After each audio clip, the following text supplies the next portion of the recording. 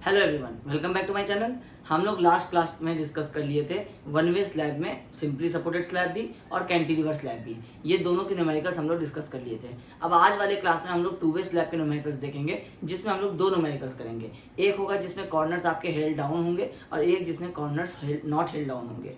तो हम लोग ये कॉर्नर्स हेल्ड डाउन और कॉर्नर्स नॉट हेल्ड डाउन क्या होता है, ये हम लोग पहले भी थ्योरी क्लास में डिस्कस कर चुके हैं कि किसको हम लोग कॉर्नर्स हेल्ड डाउन कहते हैं और किसको कॉर्नर्स नॉट हेल्ड डाउन कहते हैं। ठीक है, अब उसके लिए आपको आईएस कोड में पेज नंबर 91 में आपको दो टेबल्स दिए गए हैं, टेबल नंबर 26 और टेबल नंबर 27। तो टेबल नंबर 26 में आपको कॉर्नर्स हेल्ड डाउन के लिए आपको कोफिशिएंट दिए गए हैं और टेबल नंबर 27 में आपको कॉर्नर्स नॉट हेल्ड डाउन के लिए आपको कोफिशिएंट दिए गए हैं।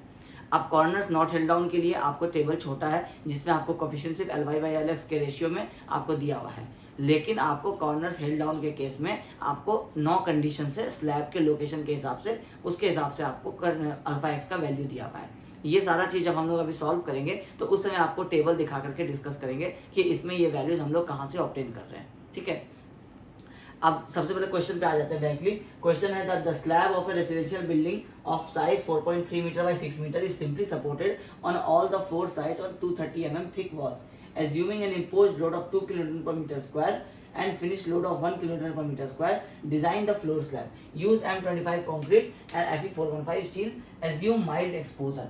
ये ध्यान रखना है, ये आपको क्वेश्चन में कंडीशन दे रहा है कि एज्यूम माइल्ड एक्सपोजर। इसका मतलब है कि नॉमिनल कवर जो लेना है आपको माइल्ड कंडीशन के लिए लेना है। अब आप यहाँ पे एज्यूम नहीं कर सकते हैं कि आप 30 ले रहे हैं 35 ले रहे हैं। माइल्ड कंडीशन के लिए जो आपको आईएस कोड में बताया गया है वो आपको लेना पड़ेगा। तो ये वैल्यूज आपको याद होना चाहिए, माइल्ड, मॉडरेट और एक्सट्रीम। ये 3 केसेस ही बहुत ज्यादा आते हैं, तो जिसमें से माइल्ड मॉडरेट का तो आपको याद होना ही चाहिए कि नॉमिनल कवर कितना होगा। ठीक है, अब क्वेश्चन कह रहा है कि एक रेसिडेंशियल बिल्डिंग में एक स्लैब है 4.3 मीटर बाय 6 मीटर का। ये सिंपली सपोर्टेड है ब्रिक वॉल पे जो कि 230 mm का थिक है चारों तरफ से।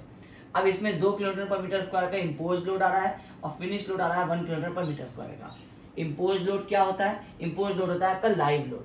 ये फिनिश लोड क्या होता है? डेड लोड, जो कि आपको फिनिश के वजह से है। अभी इसमें डेड लोड ड्यू टू आपको जो स्लैब थिकनेस होगा वो आप इसमें ऐड करेंगे, तब आपको टोटल 3 लोड्स होगा, फिर आप तीनों को ऐड करेंगे। ठीक है, आप कह रहे हैं डिजाइन द फ्लोर स्लैब।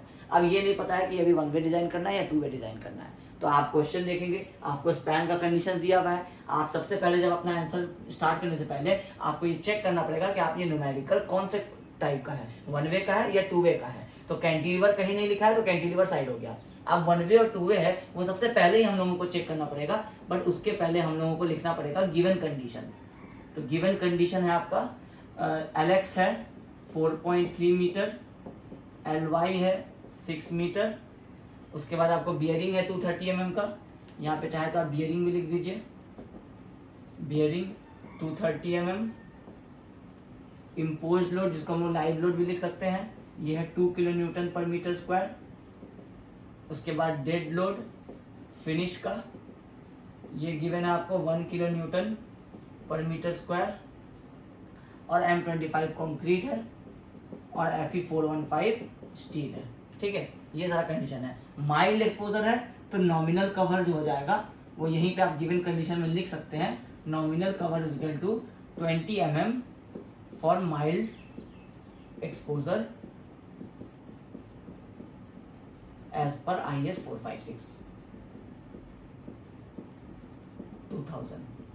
ये 2000 लिखना जरूरी है क्योंकि 1978 वाला भी वर्जन था जो WSM मेथड का था, इसलिए 2000 लिखना पड़ेगा। ठीक है, अब नॉमिनल कवर आप यहीं पे एज्यूम कर लिए। अब सबसे पहला जो आपका स्टेप होगा, आपको चेक करना पड़ेगा कि कौन सा टाइप है। तो कौन सा टाइप चेक करने के लिए आप LY/LX का रेशियो देखेंगे। तो LY है आपको 6, LX है 4.3। तो ये आपको सॉल्व होकर के आ रहा है 6 डिवाइडेड बाई 4.3 1.39, जो कि क्या है 2 से लेस है, तो लेस है तो देयरफॉर 2 वे स्लैब। अब ये आपको पता चल गया। अब 2 वे स्लैब हो गया तो अब आपके पास दूसरा स्टेप क्या आएगा कि आप इफेक्टिव स्पैन चेक करेंगे, मगर आप इफेक्टिव स्पैन अभी चेक नहीं कर सकते हैं क्योंकि आपको डेप्थ नहीं पता है। तो आप करेंगे डिफ्लेक्शन क्राइटेरिया। अब डिफ्लेक्शन क्राइटेरिया में आपको इसमें हम लोग चेंज हुआ था 1 वे स्लैब और 2 वे स्लैब में, जो आपको बताए थे कि जब 2 वे स्लैब होगा तो 2 चीज देखना है कि पहला कि आपका स्पैन जो है वो 3.5 मीटर से कम है या नहीं है, और दूसरा जो लाइव लोड है वो आपका 3 kN पर मीटर स्क्वायर से कम है या नहीं है, और ये दोनों है या कोई एक चीज भी है। अब इसमें आपको लाइव लोड तो 2 किलोमीटर है, मतलब ये तो सेटिस्फाई हो रहा है कि 3 से आपको कम है लाइव लोड, मगर ये वाला कंडीशन सेटिस्फाई नहीं हो रहा है क्योंकि आपको मिनिमम स्पैन जो है LX जो है वो 4.3 है, तो ये आपको सेटिस्फाई नहीं हो रहा है। तो इसका मतलब है कि आपको इस वाले केस में आप वो वैल्यू नहीं लगा सकते जो आपको स्पैन बाई 35 था और स्पैन बाई 40 था जो हम लोग पढ़े थे 2S स्लैब के लिए, ये आप नहीं लगा सकते हैं। तो जब ये सिंपली सपोर्टेड के लिए था और ये कंटिन्यूस के लिए था, तो जब ये नहीं लगा सकते हैं तो हम लोग बोले थे कि जब ये दोनों कंडीशन सेटिस्फाई नहीं होगा या एक भी अगर सेटिस्फाई नहीं हो रहा होगा तो ऐसे केसेस में हम लोग वापस जो अपना करते थे कि स्पैन बाई जो हमारा सिंपली सपोर्टेड जैसे ले रहे हैं तो 20 इंटू मॉडिफिकेशन फैक्टर। तो अब हम लोगों का पता है कि since span length is greater than 3.5 meter, therefore effective depth is equal to span by 20 simply supported के लिए into modification factor। तो span है आपका 4300 divided by 20 simply supported के लिए, क्योंकि यहाँ पे लिखा हुआ है simply supported, और modification factor आप 1.4 अगर assume कर रहे हैं तो यहाँ पे आप लिखेंगे assuming modification factor is equal to 1.4।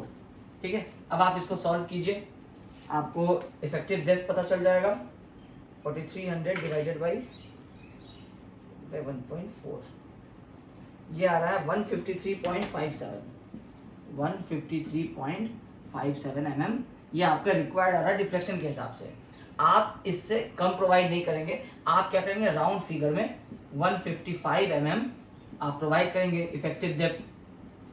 अब यहाँ से आपका ये वाला डेप्थ जो है ये अभी आपका इफेक्टिव डेप्थ फाइनल हो गया। अब आपको नॉमिनल कवर पता था, आप यहाँ पे एज्यूम करेंगे कि एज्यूमिंग 10 mm 5 bars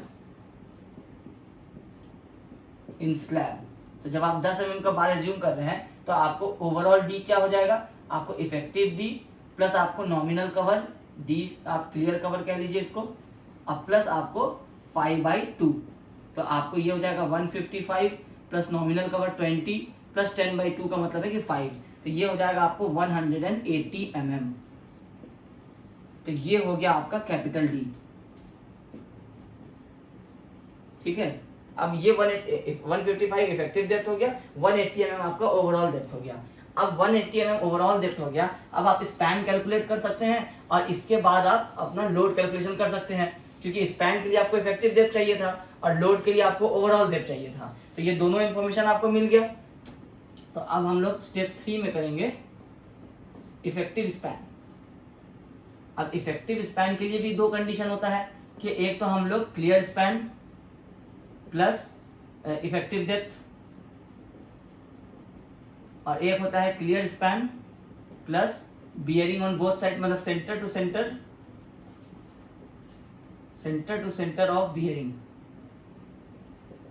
तो 230 mm का वॉल है, हाफ आप दोनों तरफ लेंगे तो 230 ही ऐड हो जाएगा, तो ये हो जाएगा आपका 4.3 प्लस इफेक्टिव डेप्थ है आपका 0.155, और ये हो जाएगा आपका 4.3 प्लस 0.23, तो ये हो जाएगा आपका 4.455। ठीक है, और ये हो जाएगा 4.53। तो इसका मतलब है कि ये वाला लेसर है, देयरफॉर इफेक्टिव स्पैन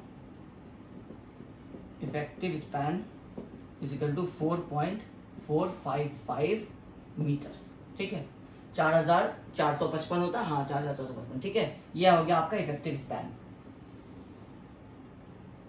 अब यहाँ पे आप नेक्स्ट स्टेप कर सकते हैं, स्टेप 4 में लोड कैलकुलेशन। ये स्टेप का नाम सब हम लिखते जा रहे हैं ताकि आपको याद रहेगा कि पहले आप क्या कर रहे थे, सेकंड स्टेप में क्या कर रहे हैं, थर्ड स्टेप में इफेक्टिव स्पैन, फोर्थ स्टेप में लोड कैलकुलेशन, ये सब। अब इसमें आपको सेल्फ वेट सबसे पहला, तो सेल्फ वेट के लिए थिकनेस कितना है टोटल 180, तो 0.18 इंटू 25। अब इसको हम लोग एक्सप्लेन नहीं करेंगे क्योंकि ये आपको लास्ट क्लास तक में 2 बार एक्सप्लेन हो चुका है कि ये सारी चीजें कैसे हम लोग करते हैं। तो 4.5 kilo newton per metre square. ठीक है, उसके बाद आपको फिनिश क्वेश्चन में ही दिया हुआ है 1 kilo newton per metre square. Live load ये भी क्वेश्चन में दिया हुआ है 2 kilo newton per metre square. अगर लाइव लोड नहीं गिवन रहता तो आप क्या करते कि रेसिडेंशियल बिल्डिंग है, रूम नहीं बताया हुआ कौन सा है, तो आप बेडरूम एज्यूम कर लेते, आप तब भी आपका 2 kilo newton per metre square ही आता। ठीक है, तो ये सारा टोटल लोड हो गया आपको 7.5 kilo newton per metre square. ठीक है, ये हो गया टोटल लोड। अब ये अनफैक्टर्ड है तो फैक्टर्ड लोड कर देंगे, factored load WU is equal to 7.5 into 1.5, ये हो जाएगा आपका 11.25 kilo newton per metre square. अब ये हो गया आपका टोटल लोड, फैक्टर्ड लोड आपका। ठीक है, अब आपको लोड मिल गया, इफेक्टिव स्पैन मिल गया। अब आपको निकालना होगा यहाँ से बेंडिंग मोमेंट। अब बेंडिंग मोमेंट निकालने के लिए हम लोग वन वे स्लैब में डायरेक्टली WL² कर देते थे, क्योंकि हम लोग को यूटीएल लोड मिलता है और वन वे स्लैब सिर्फ एक डायरेक्शन में बेंड होता है। अब टू वे स्लैब का हम लोग बताए थे कि 2 डायरेक्शन में बेंड होता है, तो इसमें आपको दोनों डायरेक्शन में मूवमेंट निकालना पड़ता है। तो जब दोनों डायरेक्शन में आप मूवमेंट निकालते हैं तो उसका फॉर्मूला हो जाता है alpha x WU into LX², और इसमें alpha y into WU into LX²। अब ये अल्फा एक्स और अल्फा वाई ये 2 टर्म आ जाता है। अब क्वेश्चन में समझिए, क्वेश्चन में आपको कहीं पे भी कुछ नहीं लिखा था कि कॉर्नर्स हेल्ड डाउन है या कॉर्नर्स नॉट हेल्ड डाउन है। अब वैसे जनरली आपको क्वेश्चन में ये आपके एग्जाम के हिसाब से प्रोवाइडेड रहेगा कि यहाँ पे आपको इस तरह से लिखा जाएगा कि no provision for corners to be held has been provided, या कुछ भी वर्ड्स में आपको दे देगा। ये हम अपने तरफ से वर्ड्स लिख रहे हैं। इसके कहने का मतलब है कि हम लोग कॉर्नर्स को हेल्ड करने के लिए कोई प्रोविजन नहीं दे रहे हैं। तो जब कॉर्नर्स हेल्ड करने के लिए प्रोविजन नहीं दे रहे हैं, इसका मतलब है कि कॉर्नर्स नॉट हेल्ड डाउन है। एक तो यहाँ से आप समझ सकते हैं। दूसरा, कई बार आपको क्वेश्चन में भी इस तरह से दिया जाता है कि residential building of single story they देता है। अब single storey supported on all the 4 sides of 230 mm thick walls. इसका मतलब होता है कि आपका ये एक ब्रिक वॉल है, इस तरह से चारों तरफ से ब्रिक वॉल चल रहा है, इसके ऊपर आपका एक स्लैब है जो सिर्फ इस तरह से रखा होता है। अब इस पे ये नहीं बता रहा है कि ऊपर भी फ्लोर है या नहीं, क्योंकि अगर आपका ऊपर फ्लोर हो जाता तो आपका ये वाला स्लैब क्या होता, कॉर्नर फेल डाउन हो जाता, क्योंकि चारों तरफ से आपका ऊपर भी आपका ब्रिक वॉल हो जाता। अब ये कंडीशन भी आपको नहीं दिया है, तो इससे भी आप समझ सकते हैं कि ये कॉर्नर्स नॉट हेल्ड डाउन का क्वेश्चन है। अब कॉर्नर्स नॉट हेल्ड डाउन का जब क्वेश्चन है तो अल्फा एक्स और अल्फा वाई निकालने के लिए आपको टेबल नंबर 27 यूज करना है। यहाँ पे हम लिख देते हैं alpha x and alpha y to be obtained from table 27 page 91 IS 456 2000। ठीक है, ये कंडीशन आपको यहाँ पे हम आपको लिख दे रहे हैं। अभी तो हम लोग सॉल्व करके निकाल देंगे, लेकिन आपको ये चीज आपको ध्यान रखना है कि अल्फा एक्स और अल्फा वाई जो है ये टेबल 27 से निकलेगा। अब टेबल 27 क्या होता है ये देखिए, आपके वैसे स्क्रीन पे आ जाएगा। ये आपको पेज नंबर 91 में 2 टेबल बना हुआ है। टेबल 26 है जिसमें आपको कॉर्नर्स हेल्ड डाउन के आपको टोटल 9 कंडीशन दिए हुए हैं, और नीचे आपको बॉटम एक टेबल दिया है table 27 bending moment coefficient for slabs spanning in 2 directions at right angles simply supported और ऑल 4 साइड्स। सिंपली सपोर्टेड के लिए और आपको 2 डायरेक्शन में जब हो रहा हो, मतलब 2 वे स्लैब जब हो रहा है, तो इसमें आप देखेंगे कि आपको फर्स्ट वाला रॉ जो है वो अल्फा एक्स का है, सेकंड वाला रॉ जो है वो अल्फा वाई का है। उसके ऊपर में आपको हेडिंग वगैरह जो दिया है वो आपको LY/LX का जो रेशियो है वो 1, 1.1, 1.2 करके आपको 3 तक के लिए दिया है। आपको 2 तक का ही काम आएगा, क्योंकि 2 तक में ही आपका 2 वे स्लैब होता है, उसके बाद आपका 1 वे स्लैब हो जाता है। तो 2 तक का रेशियो, 1 से लेकर 2 तक का रेशियो, ये वाला टेबल अगर आपको एग्जाम में नहीं प्रोवाइडेड होगा तो आप ये अल्फा एक्स और अल्फा वाई का वैल्यू नहीं निकाल सकते हैं, क्योंकि इसको निकालने के लिए कोई फॉर्मूला नहीं है आपके पास, और ये आपको टेबल से ही प्रोवाइड किया जाता है। तो या तो आपको IS 456 प्रोवाइड या तो आपको क्वेश्चन में प्रोवाइड करेगा आपको टेबल, या तो ये पेज का कोई आपको कॉपी देगा, या IS 456 आपको अलाउड होगा। अदरवाइज ये अल्फा एक्स और अल्फा वाई निकालना बहुत डिफिकल्ट है। या नहीं तो आप ये कर सकते हैं, क्योंकि आपको ये छोटा सा टेबल है, तो आप जनरली अपना 1.5, 1.4, 1.3 इन सारे रेंज का आप अपना वैल्यूज याद कर रख सकते हैं, लेकिन ये आपको बहुत डिफिकल्ट होता है, क्योंकि आप वैल्यूज याद नहीं कर सकते। ये आपको अल्फा एक्स अल्फा वाई में अगर आप 3 वैल्यूज भी याद करेंगे तो 6 वैल्यूज हो जाएगा, 3 अल्फा एक्स का, 3 अल्फा वाई का। तो ये LY/LX का जो रेशियो हम लोग निकाले थे, LY/LX, ये कितना आएगा ये नहीं पता होता आपको क्वेश्चन में। अभी इस वाले में 1.6 के अप्रॉक्स आया है, किसी में 1.4 आ सकता है, 1.3 आ सकता है, तो आप कितना वैल्यूज याद रखेंगे, ये वाला कॉन्सेप्ट क्लियर नहीं हो रहा। या तो ये टेबल आपको प्रोवाइडेड होगा, ठीक है। तो हम आपको अभी IS 456 से देख करके इसको सॉल्व किया जाता है, तो हम IS 456 से देख करके आपको टेबल आपका बना देते हैं। उसके अलावा आप क्वेश्चन एग्जाम में कैसे सॉल्व करेंगे ये चीज़ अभी नहीं पता है। तो अब आपका LY/LX का रेशियो कितना आया था, 6/4.3, ये आया था 1.39, मतलब इसको 1.4 हम लोग एज्यूम करते हैं। तो 1.4 के लिए आपको अल्फा एक्स दिया हुआ है 0.099, ठीक है, इंटू WU इंटू LX²। और जब हम लोग y डायरेक्शन में निकालेंगे तो इसमें आपको दिया हुआ है 0.051 इंटू WU इंटू LX²। अब ये देखिए, ये आपको LY/LX किसके लिए था, for LY/LX is equal to 1.4 के लिए ये वैल्यू था। तो आपको 1.4 का तो वैल्यू इसलिए याद हो जाएगा इजीली, क्योंकि आप इसको इक्विवेलेंट टू 0.1 लिख सकते हैं और इसको इक्विवेलेंट टू 0.05 लिख सकते हैं, मतलब ये 1 और ये हाफ है। इस तरह से आपको ये वाला वैल्यू याद हो जाएगा। लेकिन ये हुआ 1.4 के लिए, फिर आपको 1.3 के लिए भी दोनों वैल्यू याद रखना होगा, 1.56 के लिए भी, 1.5 के लिए भी, जो क्वेश्चन में आपको जिसके नियर आने का चांस रहता है। बिल्कुल 2 के नजदीक और 1 के नजदीक वाले वैल्यू जनरली नहीं आते हैं, बट एग्जाम में कोई कह नहीं सकते हैं। हो सकता है आपको 8 मीटर बाई 4 मीटर का स्पैन दे देगा, तो वो भी आपको 2 वे स्लैब होगा, तो उसके लिए आपको LY/LX का 1 होना चाहिए। तो 1 होना चाहिए, तो 1 के लिए आपका वैल्यू जो है वो 0.062 है, अल्फा एक्स और अल्फा वाई दोनों। तो ये चीज़ आपको नहीं पता है, तो इसलिए आपको ये वाला वैल्यू जो है, ये वाला ही आपको प्रॉब्लम क्रिएट करेगा, ठीक है। अब आपको जब ये वैल्यूज मिल गया है तब आप बेंडिंग मोमेंट कैलकुलेट कर सकते हैं, क्योंकि आपको W पता है, आपको LX पता है, तो आपको सिर्फ मोमेंट निकालना है। तो MUX is equal to 0.099 into WU हम लोग निकाले थे 11.25 और इंटू आपका जो LX था वो था 4.455, अल्फा W LX², ये LX² हो जाएगा। और जब आप MUY निकालिएगा तो ये आ जाएगा 0.051 इंटू 11.25 इंटू ये LX हो जाएगा, तो 4.455²। तो अब आप देखिए, ये कॉमन है, ये कॉमन है, इसका मतलब है कि जब आप इसको 1 से मल्टीप्लाई करें 0.099 से, और ये इसका डबल वैल्यू है, तो जो मोमेंट x में आएगा वही आपका डबल वैल्यू आएगा। इसका मतलब है कि आपका x वाला वैल्यू ही गवर्न करेगा। मगर आपको ये दिखाना पड़ता है कि MUY के डायरेक्शन से कितना आ रहा है, क्योंकि MUY और MUX दोनों में आपको दिखाना होगा। वैल्यूज आपको MUY का नहीं गवर्न करेगा। अभी आप इसको सॉल्व करके देख लीजिए, आपको 0.099 इंटू 11.25 इंटू 4.455², ये आ रहा है आपको 22.1 किलो न्यूटन मीटर। ये आ जाएगा आपको 0.051 इंटू 11.25 इंटू 4.455², ये आ रहा है 11.38। अब आपको दो बेंडिंग मोमेंट का वैल्यू आया है दो डायरेक्शन में, आपको डिजाइन करना है। एक तो हम लोग वैसे ही डिस्कस किए थे कि जब आपका, अच्छा सॉरी, ये हम लोग 2 वे स्लैब कर रहे हैं, तो इसमें आपको ये 1 वे स्लैब के केस में होता है कि आपको दो मोमेंट अगर आता है तो एक साइड का लेके चलना पड़ता है। हम लोग 2 वे स्लैब कर रहे हैं, तो 2 वे स्लैब में आपको ये आपका स्लैब है। अब जब आप, ये आपका 4.3 है और ये आपका 6 मीटर है, तो जब आप 4.3 के लिए बेंडिंग मोमेंट निकाल रहे हैं तो वैल्यू है 22.1, जब आप 6 के लिए बेंडिंग मोमेंट निकाल रहे हैं तो वैल्यू है 11.38।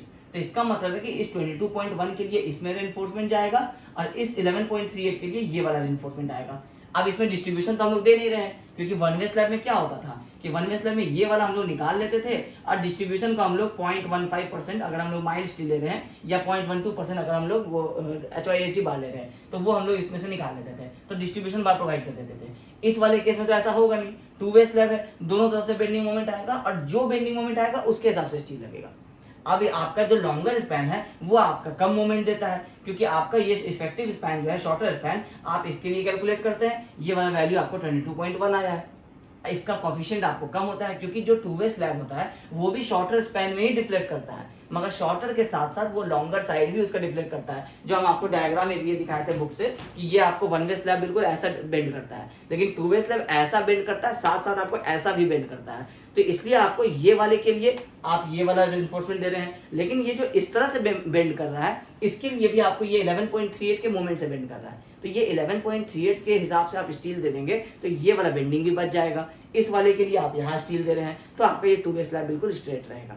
ये कॉन्सेप्ट होता है, ठीक है। तो दोनों तरफ के मूवमेंट के लिए हम लोग दोनों तरफ स्टील प्रोवाइड करते हैं। अब आपको मोमेंट जैसे हम लोग आप आते हैं शॉर्टर स्पैन में। अब हम लोगों का जो नेक्स्ट स्टेप है, नेक्स्ट स्टेप ये है, स्टेप नंबर तो याद नहीं है, ये अब आया हम लोगों का शॉर्ट स्पैन। अब हम लोगों को पहले शॉर्ट स्पैन का कैलकुलेशन करना है, शॉर्ट स्पैन का रेनफोर्समेंट निकालना है, फिर हम लोगों को लॉन्ग साइड का निकालना है। अब आपको मोमेंट मिल चुका है, तो अब आपको स्टील कैलकुलेट करना पड़ेगा। अब स्टील कैलकुलेट करने के लिए आपको पहले आपको ये मोमेंट को बैलेंस मोमेंट करके आपको डेप्थ चेक करना पड़ेगा। तो आप क्या करेंगे, assuming mu is equal to mu limit, अभी आप डेप्थ निकाल लेंगे तो आपका mu है 22.1 into 10⁻6 is equal to Fe 415 है तो 0.138, FC के BD स्क्वायर, तो FC के है 25, B है 1000 और D स्क्वायर हम लोगों को निकालना है। तो हम लोग चेक कर लेंगे इस हिसाब से।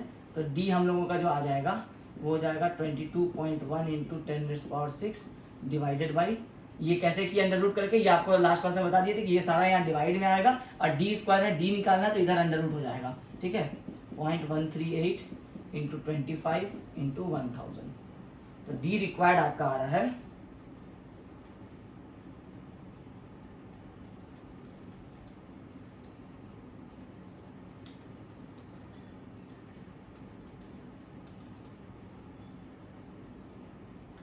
80.03 mm, जिसको हम लोग लिख सकते हैं कि 80 mm। ठीक है, अब 80 mm डी रिक्वायर्ड आ रहा है, तो ये क्या है आपको लेस देन 125 mm है जो हम लोग इफेक्टिव डेप्थ निकाले थे डिफ्लेक्शन क्राइटेरिया के हिसाब से। तो देयरफॉर ओके, मतलब ये डिफ्लेक्शन के हिसाब से स्लैब थिकनेस ओके है। Therefore effective depth is equal to 125 mm। अब आपका ये निकल गया इफेक्टिव डेप्थ 125 mm। अब यहां से आपको एक नया कॉन्सेप्ट समझाते हैं, ये आपको अभी काम आएगा इसी वाले क्वेश्चन में, और ये आपको समझ में आना भी जरूरी है। अभी आप क्या कर रहे हैं, वन वे स्लैब जब आप बना रहे थे तो आपके पास ये आपका जैसे कोई एक स्लैब है, ये वन वे स्लैब है, आप यहाँ से एक सेक्शन कट करेंगे। तो जब यहाँ से सेक्शन कट करेंगे तो ये वाला स्पैन अगर आपका 2 मीटर का है और ये वाला अगर आपका 10 मीटर का है, तो सेक्शन यहाँ से कट करेंगे तो आपको ये 2 मीटर का लाइन बनेगा। तो ये हम लोगों का 2 मीटर का लाइन है। अब ये आपका स्लैब है, इसका थिकनेस हम लोग कुछ एज्यूम कर लेते हैं कि आपका ये 200 mm है ओवरऑल थिकनेस। अब आप इसमें क्या करते हैं, वन वे स्लैब में रेनफोर्समेंट पहले ये वाला प्रोवाइड करते हैं, तो यहाँ पे आप पहले इस तरह से ये वाला रेनफोर्समेंट प्रोवाइड करेंगे। ठीक है, इसके बाद आप क्या करते हैं, डिस्ट्रीब्यूशन बार प्रोवाइड करते हैं, तो यहाँ पे आप इस तरह से डिस्ट्रीब्यूशन बार दिखा देंगे और इसी बीच डिस्ट्रीब्यूशन बार को और मेन बार को आप टाई कर देते हैं आपस में, तो आपका वो जाली बन जाता है ये वाला। अब आप ये समझिए कि जब आप अभी हम वन वे स्लैब की बात कर रहे हैं, तो इसमें जब आपका ओवरऑल डेप्थ 200 mm था, तो आप क्या किए, IS कोड के हिसाब से ये वाला जो कवर है, ये कवर आप निकाल लिए। फॉर एग्जांपल ये आपका आ गया 25 mm का। ठीक है, फिर आप क्या किए, ये जो ब्लैक वाला बार हम लोग पहले ये जो शॉर्ट स्पैन में बिछाए थे, आप एज्यूम कर लिए कि वो 10 mm का है, तो उसका हाफ आप ले लिए 5 mm। तो आप जो इफेक्टिव डेप्थ निकाल रहे हैं 200 माइनस 25 माइनस 5, इसका मतलब कि 170 mm अगर आपका आ रहा है, तो ये क्या आ रहा है, इफेक्टिव डेप्थ आता है। लेकिन ये इफेक्टिव डेप्थ कहाँ तक का आता है, इसको अगर हम लोग अब थोड़ा सा और बड़ा करके बनाते हैं, ये आपका स्लैब है, इसमें आपका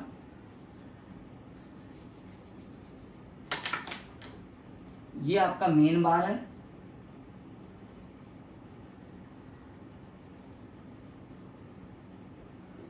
और इसके ऊपर आप अपना डिस्ट्रीब्यूशन बार इस तरह से प्रोवाइड कर रहे थे।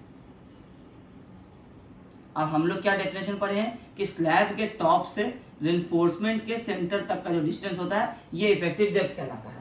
अब ये सेंटर तक का डिस्टेंस में 5 mm आ गया ये हाफ रेनफोर्समेंट, 25 mm आ गया ये आपका कवर, तो आपका यहाँ से 25 और 5 माइनस हुआ, तो इस ब्लैक वाले बार के सेंटर तक का आपको डिस्टेंस आया है। तो ये जो वन वे स्लैब में आप निकालते थे मेन वाले बार के सेंटर तक का। अब ये आया 170 mm। अब आइए टू वे स्लैब में। अब टू वे स्लैब में क्या हो रहा है, ये डिस्ट्रीब्यूशन बार नहीं है रेड वाला, अब ये रेड वाला भी आपका मेन बार है मगर लॉन्गर स्पैन में। तो अब आपके पास जो इफेक्टिव डेप्थ आना चाहिए वो 2 आना चाहिए। जब आप शॉर्टर स्पैन का कैलकुलेशन करेंगे तो इस ब्लैक वाले बार के सेंटर तक का, जब आप लॉन्गर वाला कैलकुलेशन करेंगे, जब आप दूसरे वाले साइड आएंगे कैलकुलेट करने के लिए, ये जब हम लोग टू वे स्लैब बनाए थे इसमें आप अभी इधर का निकालिए। जब आप इधर का निकालना चाहेंगे तो इधर के लिए आपको क्या होगा, इफेक्टिव कवर यहाँ से लेकर के इस रेड वाले बार के सेंटर तक का डिस्टेंस होगा, इसको आप D2 नाम दे दीजिए, इसको D1 दे दीजिए, क्योंकि आपका 2 स्पैन है, टू वे स्लैब है, तो जो बेंडिंग आपको इस वाले केस में होगा, क्योंकि आप किसी भी एक साइड को पार्शियल तो हो नहीं सकते, जो बेंडिंग इस वाले साइड में होगा वैसा ही बेंडिंग इस वाले साइड में भी होगा। वैल्यू कम ज्यादा हो सकता है, बेंडिंग का वैल्यू कम हो सकता है, लेकिन आपको ये बेंडिंग इधर हो रहा है तो इसके हिसाब से इफेक्टिव डेप्थ निकालते हैं। तो जब ये बेंडिंग इधर होगा तो इसके हिसाब से भी इफेक्टिव डेप्थ होना चाहिए। तो इसलिए हम लोगों को निकालना है 2 इफेक्टिव डेप्थ। 2 वे स्लैब के केस में 1 वे में हम लोगों का ये चल जाता था, लेकिन 2 वे स्लैब में नहीं चलेगा, 2 वे में 2 इफेक्टिव डेप्थ आएगा। तो आप जो बेंडिंग मोमेंट के हिसाब से निकाले, आप पहले निकाले इस ब्लैक वाले बार के सेंटर तक का, ये हो गया मेन बार। फिर आए आप दूसरे वाले साइड में, वहां जो इफेक्टिव डेप्थ निकालेंगे वो ये निकालना पड़ेगा। तो इसका मतलब है कि जब आपको दूसरे वाले साइड का निकालना पड़ेगा तो 200 माइनस 25 तो आपको क्लियर कवर होगा, क्योंकि ये वाला जो 25 आप क्लियर कवर प्रोवाइड कर रहे हैं ये माइनस होगा जब आप रेड वाले का निकालना चाहेंगे। तो इसके बाद आपको माइनस करना पड़ेगा पूरा 10 mm, ये पूरा बार, और उसमें से और माइनस करना पड़ेगा इस रेड वाले का हाफ। तो अगर रेड वाला भी आप 10 दे रहे हैं तो फिर आपका आएगा 5। अब आप समझे कि आपका यहाँ से पहले ये 25 आपका कवर माइनस हुआ, फिर 10 mm का ये आपका पूरा ब्लैक वाला बार माइनस होगा, फिर आपका ये रेड वाले का हाफ माइनस होगा, क्योंकि आपको टॉप से इस रेड वाले के हाफ तक पहुंचना है, ये वाला डिस्टेंस लेना है। तो नीचे से जितना भी डिस्टेंस आ रहा है सब माइनस करेंगे। तो इसलिए 225 और 5 में ये 10 mm इस फुल बार का भी ऐड हो जाता है। अब इस केस में आपका कितना हो जाएगा, ये हो जाएगा 160 mm इफेक्टिव डेप्थ। इधर कितना आ रहा था 170 mm, मतलब जब आप शॉर्टर स्पैन की बात करेंगे तो 170 इफेक्टिव डेप्थ है, तो जब आप लॉन्गर स्पैन में निकालेंगे तो वहां 160 हो जाएगा। तो अभी जो हम लोग यहाँ पे कैलकुलेट करेंगे, जब हम लोग स्टील प्रोवाइड करना शुरू करेंगे तो उसमें हम लोग BD लेते हैं। तो जब D लेंगे तो अभी हम यहाँ पे शॉर्टर स्पैन क्यों लिखे हैं, क्योंकि अभी हम लोग शॉर्ट स्पैन का कैलकुलेशन कर रहे हैं। तो शॉर्ट स्पैन का इफेक्टिव डेप्थ हम लोग अभी यहाँ पे निकाल लिए। अब हम लोग क्या करेंगे, ये वाला इफेक्टिव डेप्थ है शॉर्ट स्पैन का, इससे हम लोगों को फुल डेप्थ पता चल जाएगा। निकाल ही चुके थे कि 160 mm के आसपास आया था या 180 आया था। तो अब हम लोगों का शॉर्ट स्पैन में ये जो D आया है ये कैलकुलेट करेंगे शॉर्ट स्पैन में, और लॉन्ग स्पैन में जब जाएंगे तो वहां पे हम लोग उस वाले में ये वाला इफेक्ट और माइनस कर देंगे। अभी ये चीज आपको यहाँ पे करके दिखाएंगे तो समझ में आ जाएगा, ठीक है। अब ये इफेक्टिव डेप्थ जो है ये हम लोगों का आया था 125, ये एक बार चेक कर लेना है, क्योंकि शायद ये 125 नहीं था, हम लोग 0.18 के लिए किए थे। तो स्पैन है 4300 डिवाइडेड बाई 20 डिवाइडेड बाई 1.4 लेके चले थे, तो हम लोगों का आया था 155। हाँ, ये 125 नहीं था, ये 155 था। तो हम लोगों का शॉर्टर साइड में 155 निकला है। ओवरऑल कितना ले रहे थे हम लोग 180 mm। अब इसी को यहाँ पे आप सॉल्व कर लीजिए। ये 180 mm का 2 वे स्लैब है। आपको निकालने, जो आप अभी निकाले थे पहले 155, वो निकाले थे आप शॉर्टर स्पैन के लिए। तो शॉर्टर स्पैन में आप क्या किए थे, 25 माइनस किए थे कवर, और 10/2 माइनस किए थे जो ब्लैक वाला बार, जो मेन बार था, तो मेन बार का हाफ। इसका मतलब है कि ये 155 जो आया है ये शॉर्ट स्पैन के लिए, ये जो आपको 4.3 है और ये 6 है, इसके लिए ये आपको इफेक्टिव डेप्थ आया है। तो अभी आप शॉर्ट स्पैन का कैलकुलेशन कर रहे हैं, अभी आप ये 155 लेके चलिएगा, ठीक है। तो अभी आप AST प्रोवाइड कीजिएगा, तो AST/BD, पहले आप PT निकालिएगा, तो AST/BD हो जाएगा। फॉर्मूला हम लोग डिस्कस कर लिए थे लास्ट वाले क्लास में भी, 4.6/FC into MU divided by BD square. तो यहाँ जो D स्क्वायर अब हम लोग देंगे, अब हम लोग देंगे अलग अलग स्पैन के लिए। शॉर्ट स्पैन के लिए D1 स्क्वायर देंगे, लॉन्ग स्पैन के लिए D2 स्क्वायर देंगे, इंटू FY/FC के। इसमें पूरे में हम लोग वैल्यू पुट कर देते हैं, 50 into 1 minus √1 minus 4.6/25 into shorter span का MU कितना आया था 22.1।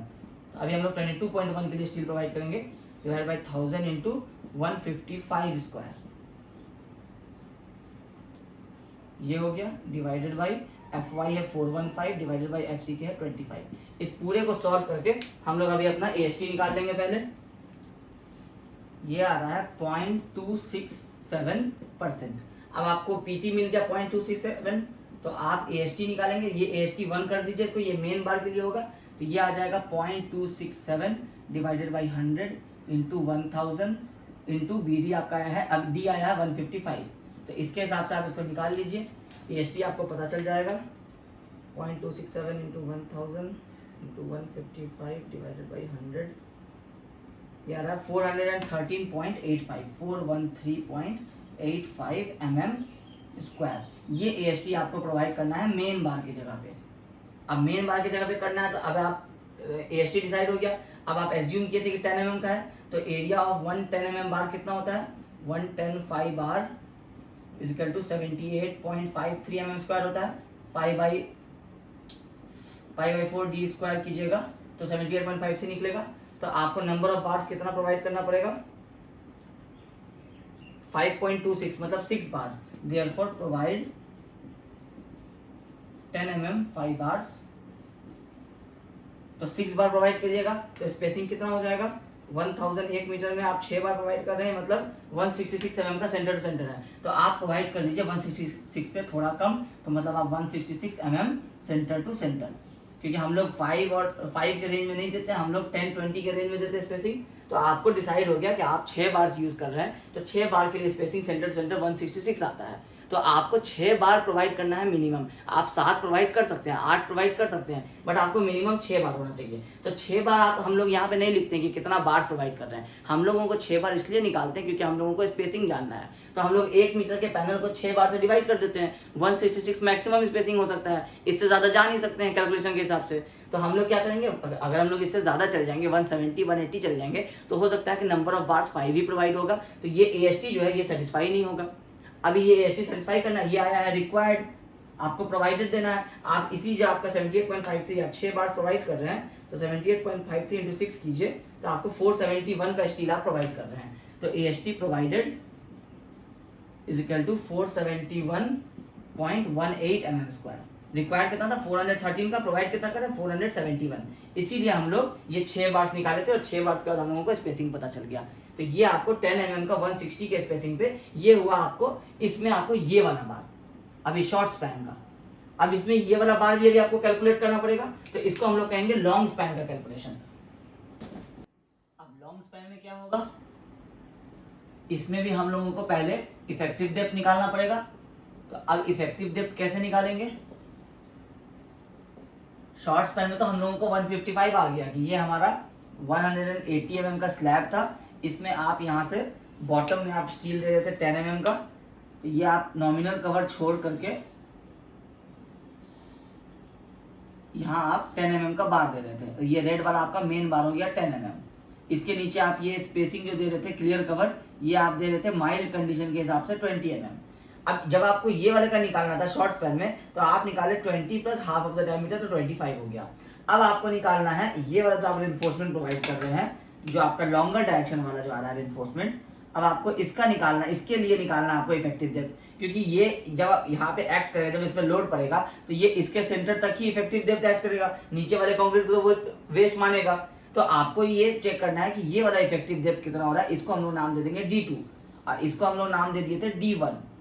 ठीक है, अब ये D2 कितना हो जाएगा, ये वाला क्लियर कवर 20 पूरा ऐड होगा, प्लस ये 10 mm डायमीटर ऑफ बार ये भी पूरा ऐड होगा, और फिर उसके ऊपर आपको half of the diameter of इस ब्लू वाले बार का। तो ब्लू वाले बार को आप एज्यूम कर लीजिए कि 8 mm का होगा।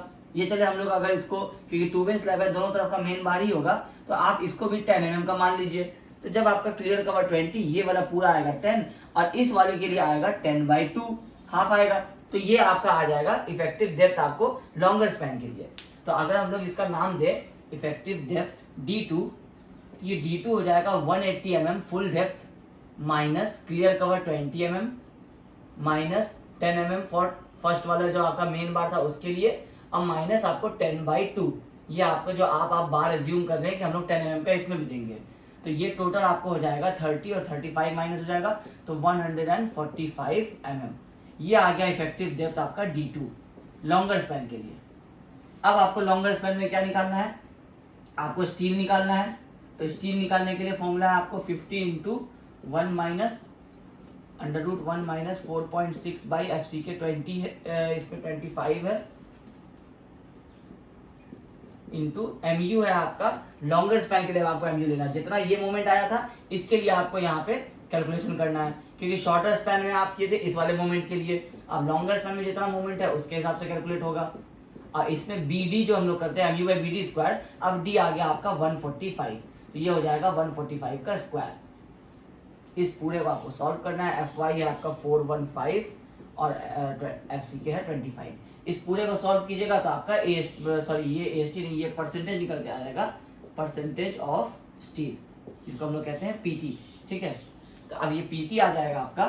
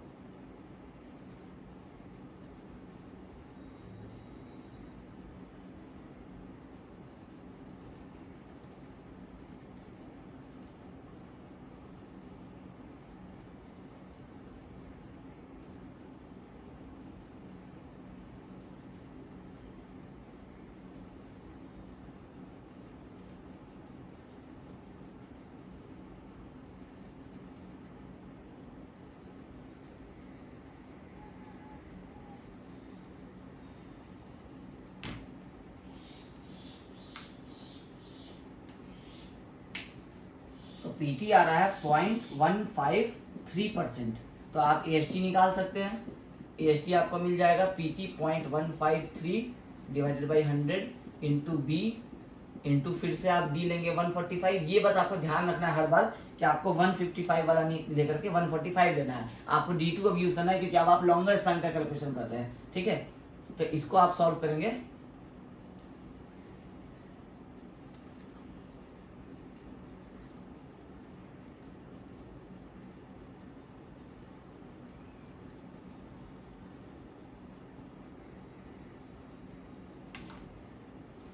तो AST आ जाएगा 221.85 mm square.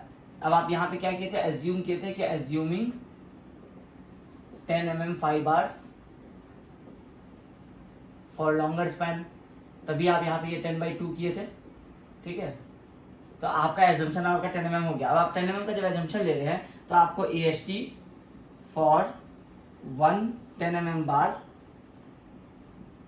Is equal to 78.53 mm square.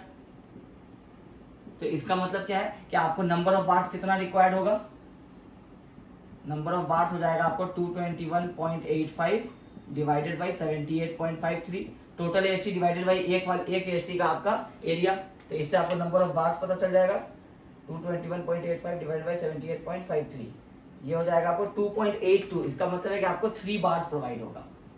तो जब आप 3 बार्स प्रोवाइड करेंगे तो आपका स्पेसिंग कितना आ जाएगा, स्पेसिंग आ जाएगा आपका 1000 divided by 3 is equal to 333.33 होता है। तो 333 mm आपका स्पेसिंग रिक्वायर्ड आ रहा है। अब आपको यहाँ पे चेक करना पड़ेगा कि मैक्सिमम स्पेसिंग कितना हो सकता है। तो क्योंकि मेन बार है तो उसमें आप 3D और 300 दे सकते हैं। तो 3D का आपको कितना हो जाएगा, D है 145, तो ये हो जाएगा आपको 435 mm या फिर 300 मैक्सिमम दे सकते हैं। इसका मतलब है कि आपका 333 आप प्रोवाइड नहीं कर सकते हैं क्योंकि ये तो आपको कैलकुलेशन से रिक्वायर्ड है 333, मगर क्रैकिंग को अवॉइड करने के लिए आपको इन दोनों में से जो लेस होता है वो प्रोवाइड होगा मैक्सिमम। तो मैक्सिमम आपको 300 ही प्रोवाइड हो सकता है। तो 300 mm और 333 में आपको 300 ही मिनिमम है। तो therefore provide 10 mm 5 bar at the rate 300 mm centre to centre.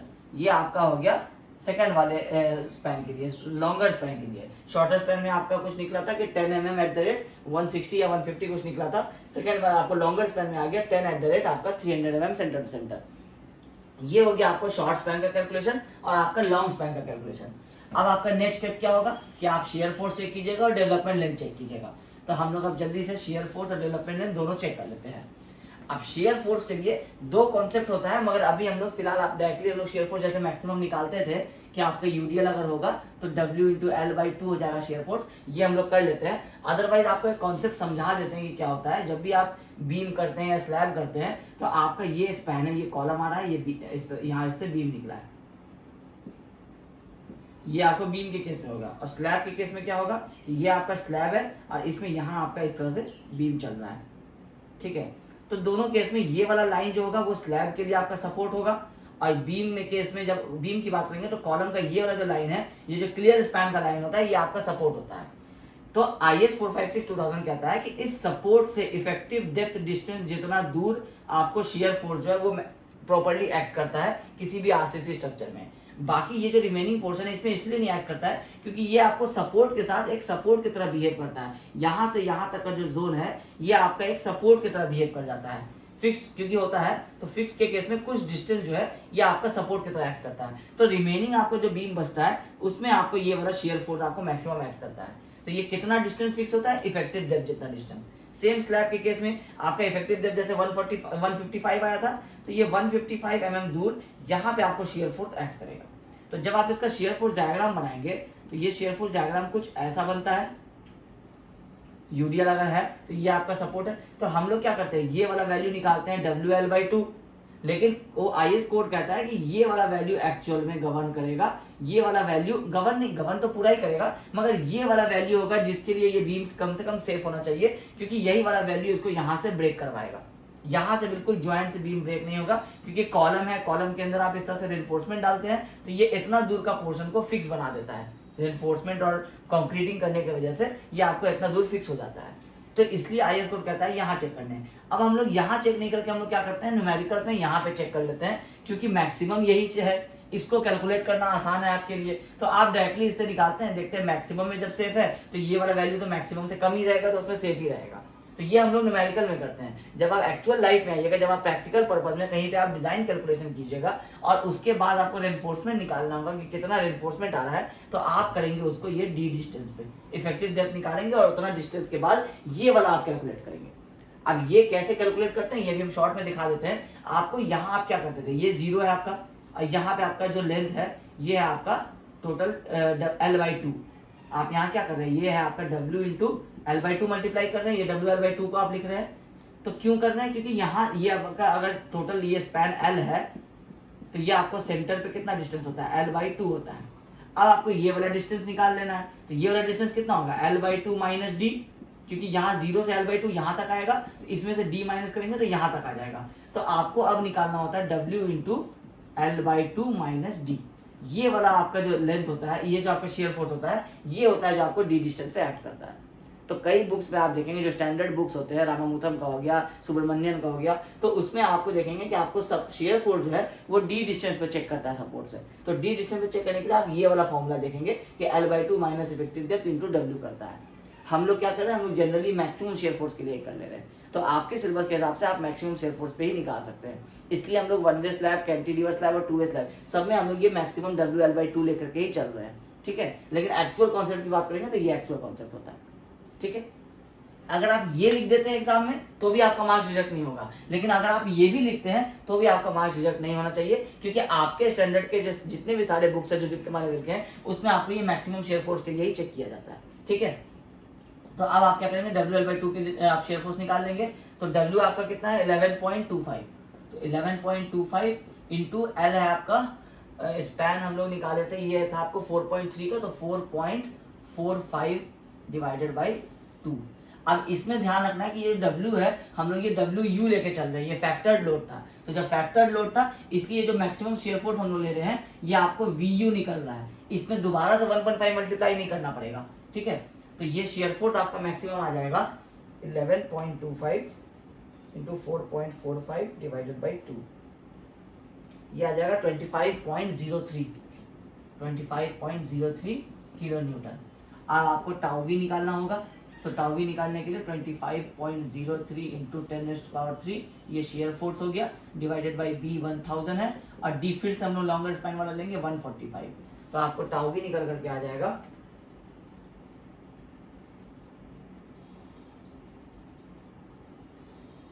ये आ रहा है 0.17 न्यूटन पर mm²।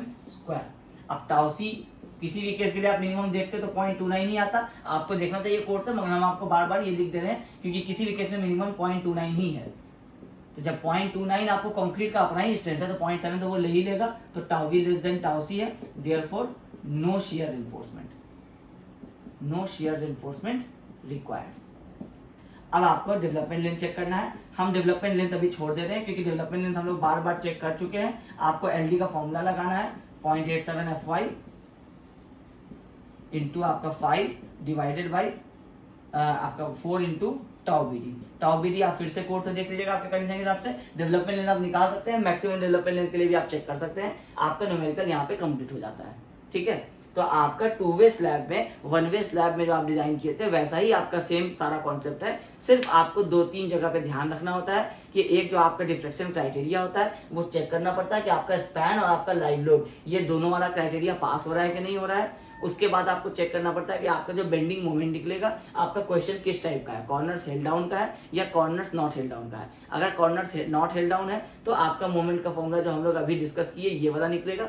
अगर कॉर्नर्स हेल्ड डाउन रहता तो हम लोग अब आज वाले क्लास में इसको और लेंदी नहीं करेंगे, हम लोग फिर नेक्स्ट वाले क्लास में कॉर्नर्स हेल्ड डाउन के न्यूमेरिकल्स करेंगे, वो भी आपको एक लेंदी न्यूमेरिकल होगा। फिर हम लोग उसमें देखेंगे कि हम लोग कैसे अप्रोच करते हैं। जो हम लोग टेबल वगैरह बताए थे कि टेबल नंबर 26 में आपको वो सारे कोफिशिएंट्स दिए हैं, हम लोग वो कोफिशिएंट समझते हुए कि कैसे उस कोफिशिएंट को, उस टेबल को कैसे रीड करते हैं, ये समझते हुए हम लोग उस न्यूमेरिकल को करेंगे, ठीक है। तो आपको ये सारा चीज़ ही आपको 2 वे स्लैब में इंपॉर्टेंट होता है कि इफेक्टिव स्पैन आपको चेक कर लेना है, आपको चेक कर लेना है कि कौन सा केस है, उसके हिसाब से मूवमेंट का फॉर्मूला क्या होगा। बाकी सारी चीज़ें सेम रहेंगी। आपको लोड कैलकुलेट करना है, आपको डेवलपमेंट लेंथ चेक करना है, शेयर चेक करना है, ये सारी चीज़ें आपको करनी है। तो आज के क्लास को हम लोग यहीं पे कंप्लीट करते हैं। हम लोगों का ये न्यूमेरिकल 2 वे स्लैब का एक पार्ट हो गया है, जिसमें हम लोग कॉर्नर्स नॉट हेल्ड डाउन के न्यूमेरिकल्स कर दिए हैं।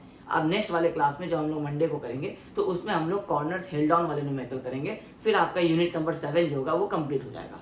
तो आई होप आपको आज के इस क्लास में ये न्यूमेरिकल समझ में आ गया होगा। तो अगर ये वीडियो पसंद आया तो इस वीडियो को जरूर लाइक कीजिएगा। Thank you.